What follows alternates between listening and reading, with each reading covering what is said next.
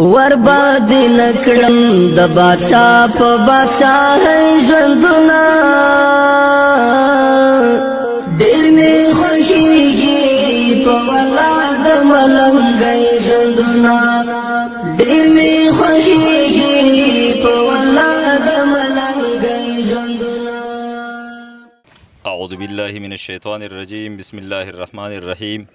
انما یعمر مساجد الله وقال النبي صلى الله عليه وسلم من بنا لله مسجدا بنا الله له بیتا فی الجنه.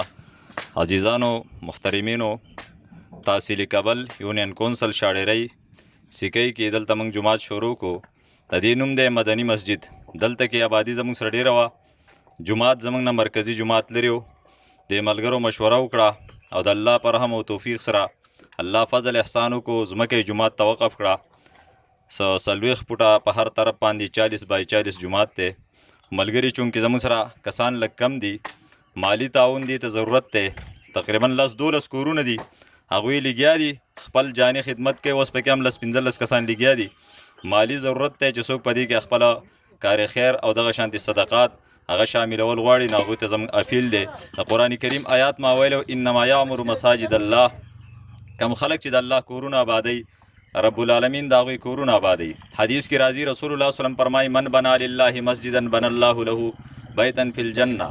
چا چې د الله د پاره کور جوړ کو، د الله کور آباد کو، جماعتونه جوړ کو، رب العالمین با غوی له په جنت کې کورونه جوړي. یو روایت کې راځي چې چا د مرغۍ د جال امرزم جماعت کې جوړ کو، رب العالمین با غوی له په آخرت کې په جنت کې بنگلې جوړي.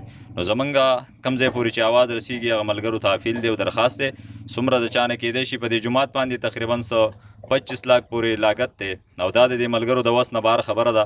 نو چې څوک تعاون کولی شي نو په دې کې د خپل عشاء شامل کړي. واخر دعوانا الحمدلله رب العالمین. زما مسلمانانو ورونو، څومره ځای پورې چې اواز رسیږي، منګه تحصیل کابل علاقه یونین کونسل شاړری او گاو سیکۍ په دې کې مسجد شروع کړی دی.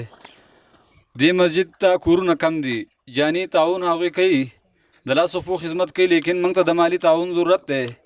زمونږ څومره مسلمانانو ورونو ته چې دا اواز رسیږي، هغوی د دې جماعت کې د الله په دې کور کې مالی تعاون وکړي. انشاءالله د دنیا او د آخرت دپاره دا به د کامیابۍ یو ذریعه او سبب وي. علاقه زمونږ غریزه ده، زمونږ څه مالی اثر سروخ نشته، کارخانې مرخانې نشته، دکان مکان نشته، زمونږ غربت دی. نو چې دا اواز زمونږ څوک اوري کم ځای ته رسي، نو د هغه مالدارو ایماندارو خلکو ته زمونږ درخواست دی چې زمونږ سره په دې کې مالی همت وکړي.